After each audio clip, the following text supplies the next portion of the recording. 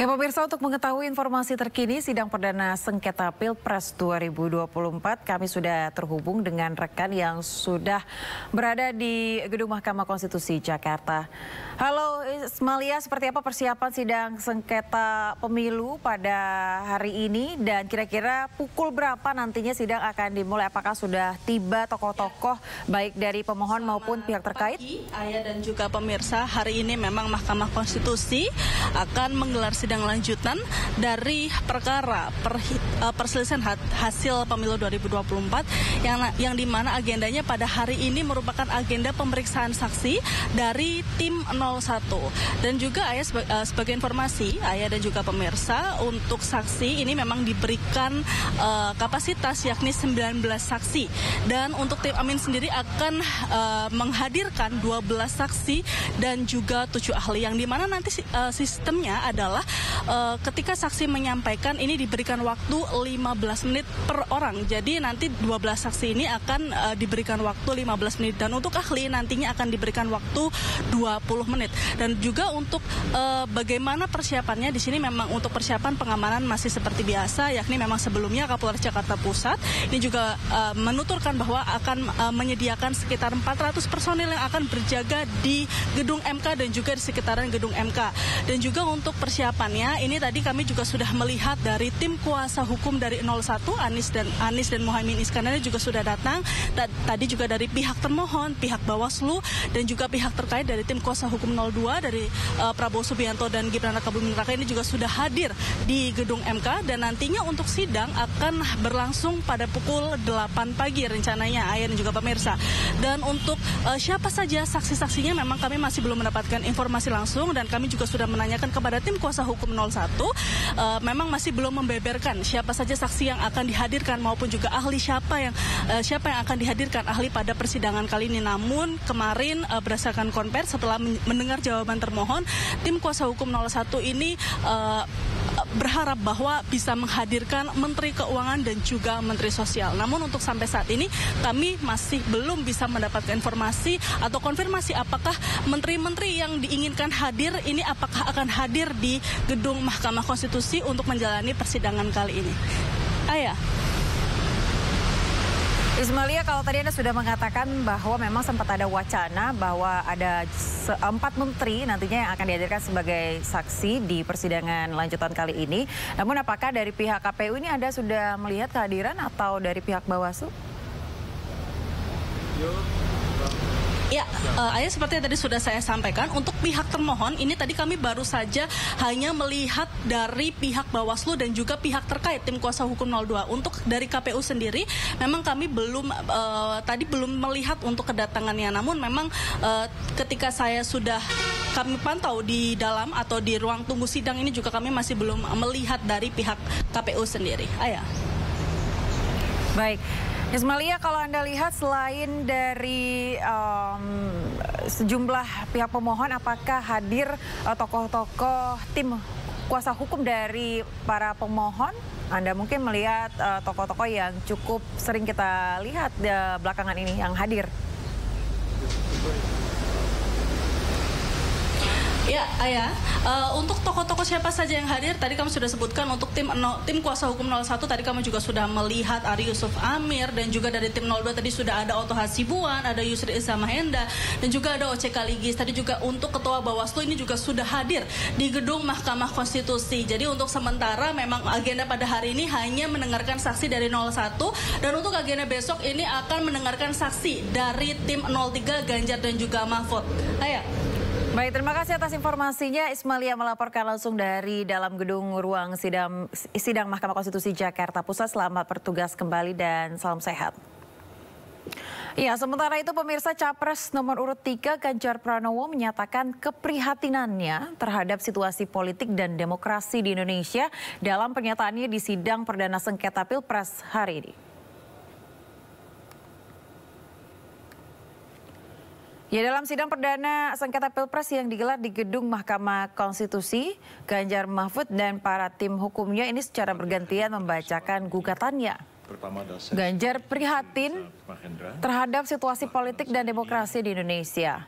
Ganjar juga menyebutkan soal dugaan kecurangan dalam setiap tahapan pemilu dan penyalahgunaan kekuasaan oleh pemerintah. Selamat siang, salam sejahtera untuk kita semua yang sangat saya muliakan. Enggak, kita tidak sedang menanggapi di luar persidangan. Jadi kalau mereka akan menanggapi di luar persidangan, maka sedang membangun opini masing-masing, itu halal. Tapi ketika kemudian nanti kita masuk proses persidangan dan pembuktian, nah di situ nanti akan ketahuan apa dasarnya dan bagaimana. Kalau komentar di luar persidangan ya sah-sah saja lah. Yang penting kita tidak mengomentari materinya. Mudah-mudahan kami nanti bisa bersama-sama dengan Pak Mahfud menyampaikan, karena Pak Mahfud juga punya pengalaman pernah duduk di sana, beliau sangat menguasai dan juga ahli pada soal hukum ini. Sehingga mudah-mudahan bisa saling melengkapi dan persidangan ini akan menjadi perhatian publik yang menarik, logik dan bisa masuk akal. Mengapa melakukan permohonan PHPU padahal perolehan suaranya begitu jomplang, 40%. Tapi Pak Mahfud dan Pak Ganjar sudah mengatakan ini bukan soal kalah menang. Ini persoalan demokrasi, bagaimana kita menyelamatkan demokrasi, bagaimana kita menyelamatkan republik. Satu suara pun itu harus dihormati. Kedaulatan rakyat itu adalah kunci buat semua proses pemilu dan pilpres. Kita tidak boleh menafikan bahwa banyak suara-suara yang dikorbankan, banyak suara-suara yang tidak mendapat kesempatan untuk dihitung, atau banyak juga suara yang digelembungkan. Semua ini mesti dibereskan dan Mahkamah Konstitusi adalah penjaga konstitusi yang mesti mengamankan konstitusi sekaligus mengamankan demokrasi, supremasi hukum. Masa depan kita tergantung pada kearifan dan kebijaksanaan dan sikap negarawan dari Mahkamah Konstitusi.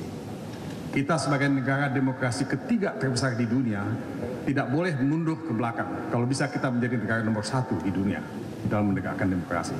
Inilah mimpi kami sebagai anak bangsa, mimpi kita semua. Mudah-mudahan Mahkamah Konstitusi menjadi juru selamat kita. Ya. Kami berharap MK mengambil langkah penting untuk menyelamatkan masa depan demokrasi dan hukum di Indonesia. Jangan sampai timbul persepsi bahkan kebiasaan bahwa pemilu hanya bisa dimenangkan oleh yang punya kekuasaan atau yang dekat dengan kekuasaan dan mempunyai uang berlimpah. Jika ini dibiarkan terjadi, berarti keberadaan kita menjadi mundur. Kami berharap agar Majelis Hakim MK dapat bekerja dengan independen, penuh martabat dan penghormatan. Bagi kami yang penting bukan siapa yang menang, siapa yang kalah. Bagi kami, masalah ini adalah beyond election, melainkan harus merupakan edukasi kepada bangsa ini untuk menyelamatkan masa depan Indonesia dengan peradaban yang lebih maju melalui antara lain berhukum dengan elemen dasar sukmanya, yaitu keadilan substantif, moral, dan etika. Terima kasih Yang Mulia. Assalamualaikum. Ya, sementara itu pemirsa, calon wakil presiden nomor urut 2 Gibran Rakabuming Raka menanggapi sidang perdana sengketa Pilpres 2024. Gibran mengaku akan mematuhi aturan yang ada dan mengikuti setiap prosesnya. Ya, kita ikuti prosesnya ada aja. Kan ada kemungkinan juga yang termohon itu nanti akan dimintai menjadi saksi. Kita ikuti prosesnya aja. Ya, prinsipnya siap untuk. Terima kasih. Ya pemirsa, sidang lanjutan sengketa hasil Pilpres 2024 akan digelar kembali, di mana tim kuasa hukum Capres dan Cawapres nomor urut 2 menyampaikan permohonan yang disampaikan sebelumnya oleh tim Capres dan Cawapres 1 dan 3 ini berisi narasi dan asumsi.